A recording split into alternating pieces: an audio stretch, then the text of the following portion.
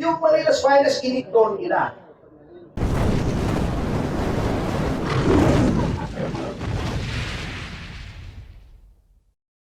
Sabi nila, yung newcomers sa industriya, we always face an uphill battle against established players. Totoo po yun.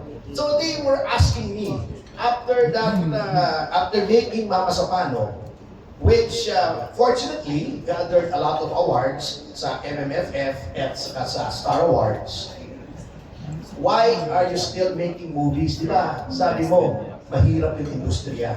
Well, eto, maniwala kayo o hindi, because we in Borracho Films, we love movies. Kaya ang aming motto or principle in life is, parang yung MGM, Ars Gratis Artis. Art for art's sake.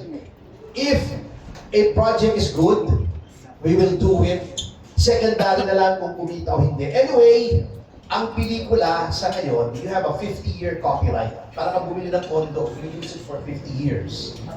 Marami namang platforms ngayon kung saan pwede bumawi. Makabawi na lang, hindi na kami humihingi o humahanap ng malaking gross. Why? Okay, let us analyze the film industry now. Ito na yung aking rant and rave. Tignan niyo yung MMFF, 51 years na. Sabi nila, has it contributed anything to film excellence? Lately, Metropolitan Film Festival yan dati, ang daming magagandang pelikula niyan. May social message, dyan lumabas yung Paradise Inn, dinigil mo ng hamog o buhaw na lupa, ang daming magagandang, Jose Rizal, Aurora, ang daming maganda dyan eh. Pero lately, ang problema kasi, you have placed in the movie industry, at least the Metro Manila Film Festival, in the hands of people who know nothing about movies. Bakit sa MMDA mo binigay? Anong alam ng MMDA? In fact, legally questionable pa na eh, na MMDA nagpapatakbo niya. Kasi kung titignan niyo yung charter ng MMDA, wala naman sa functions ng MMDA na magpatakbo ng film festival. Dapat i-reform yan. Lagay niyo sa Film Development Council of the Philippines yan. Lagay niyan dun sa National Commission for Culture and the Arts, may division yun on motion pictures. Yung nakakaalam. Kasi ang nangyayari pag MMDA, andyan yung local government, ang nangyayari, ang nagiging emphasis, gross. Bakit? Kasi may share yung local government. You are emphasizing gross over greatness. Ano nangyari? Mediocre yung mga resulta na ibang films. This is supposed to be a festival. Uulit-ulitin ko, okay naman, there are films for every taste. May mababaw na film, may malalim na film, okay lang, part of the industry. Pero pag festival, utang na loob naman, give us the best. Kaya nga yung, di ba may mga festival, yung Sundance, Cannes, Toronto, Venice, yun yung mga Big Five film festivals, yung best, not necessarily yung most commercially viable. Ano nangyayari? Kita nyo, itong last MMFF lang. Tatlo lang naman ang napanood ko, pero I think that is sufficient to know, to make an evaluation. Maganda yung Call Me Mother. Although, yung story niya, derivative ng ang tatay ng nanay, 1973. O, diba? Dolphin, Nino Mulang, directed by Nino Broca. O parang yung last film device, yung And the Breadwinner is derivative na ano, ang higit sa lahat, Rogelio de la Rosa, 1955. Ang last kong manood ng pelikula, and I remember them all.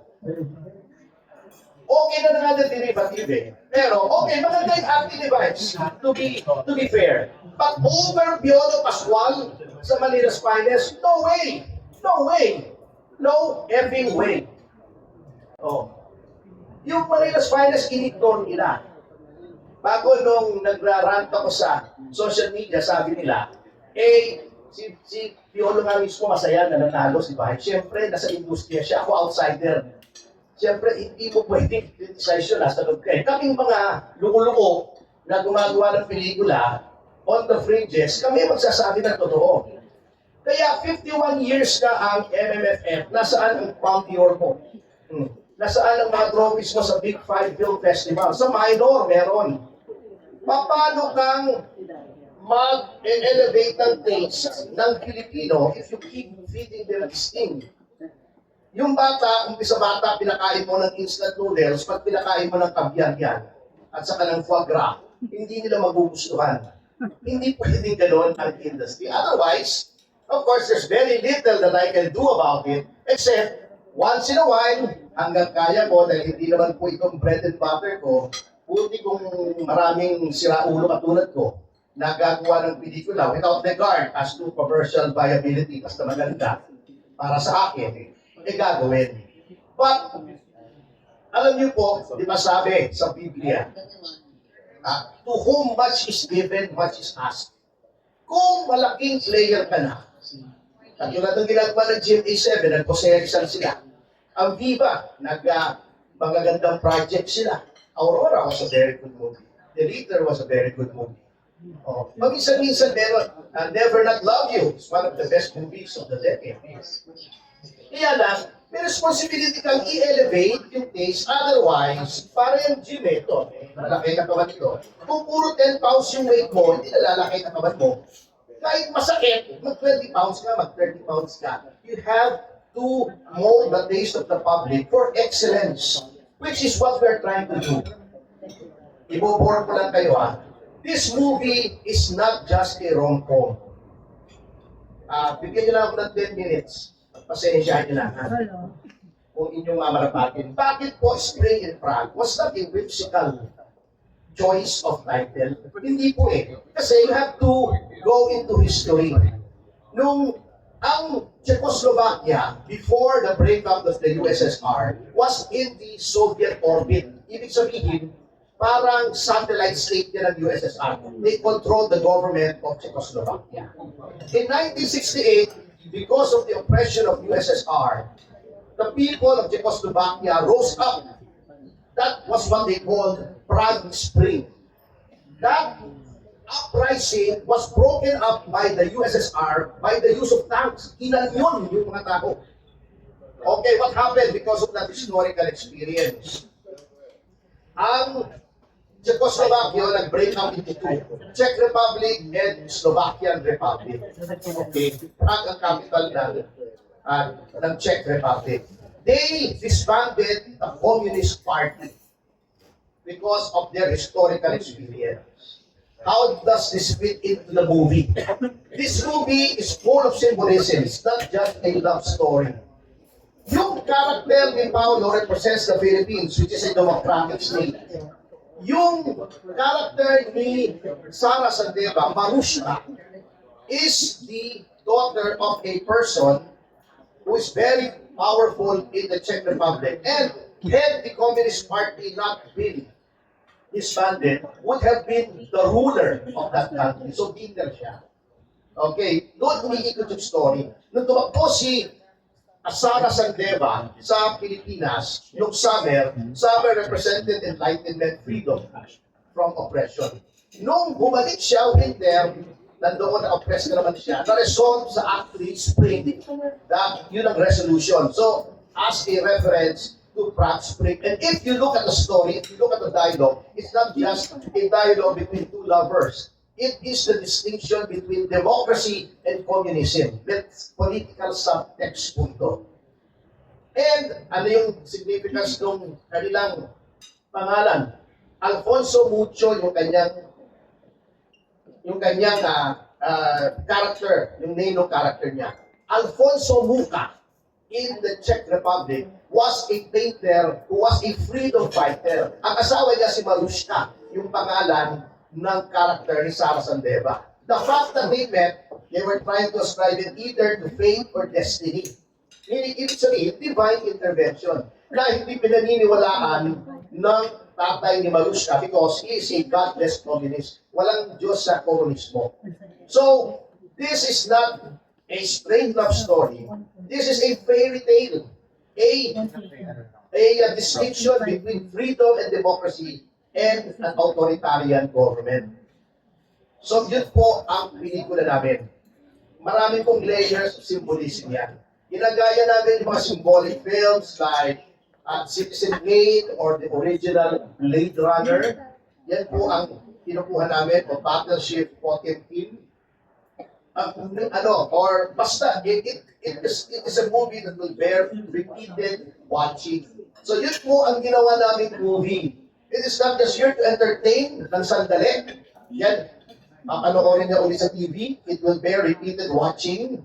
It will have you looking for symbols all around. Dun sa mise en scene. It will help you look for symbolisms and allegories in the dialogue and in the situations presented by the movie. So yun po ang ginawa namin movie. Kaya matagal namin gumawa ng movie Kasi iniisip po namin every scene, every camera angle, every prop, every piece of dialogue is well thought of. So yun po ang aming aim.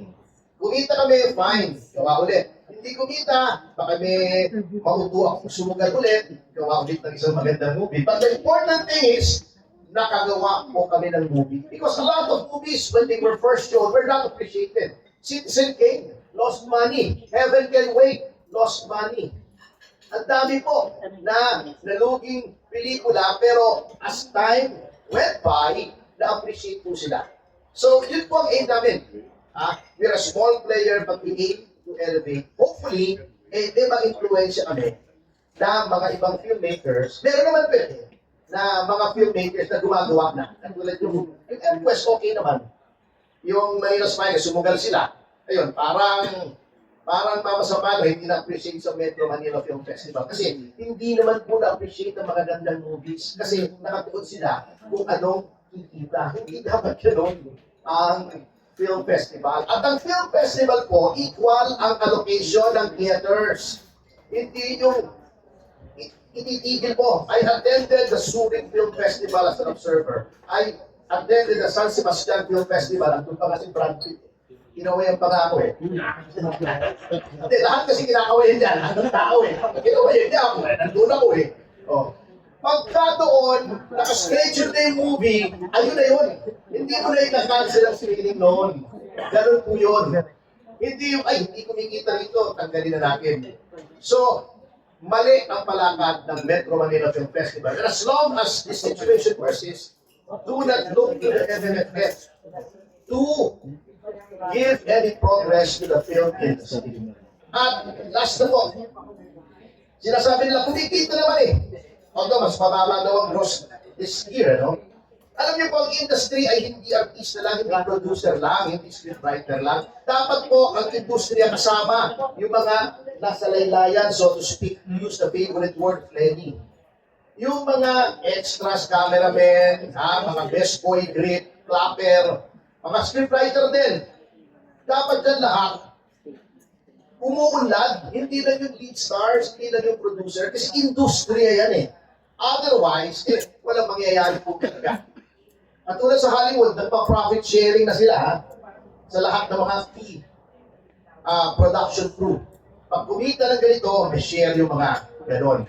Since wala namang gagawa dito noon voluntarily, siguro, kung magagawa tayo ng batas na ganon, pwedeng gawin natin. The industry is not just the leads or the producers. It is everyone involved in making a film. Yan po that's what we hope to achieve in our own small way dito sa Morachi Films. Thank you po. Thank you very much, Tony, for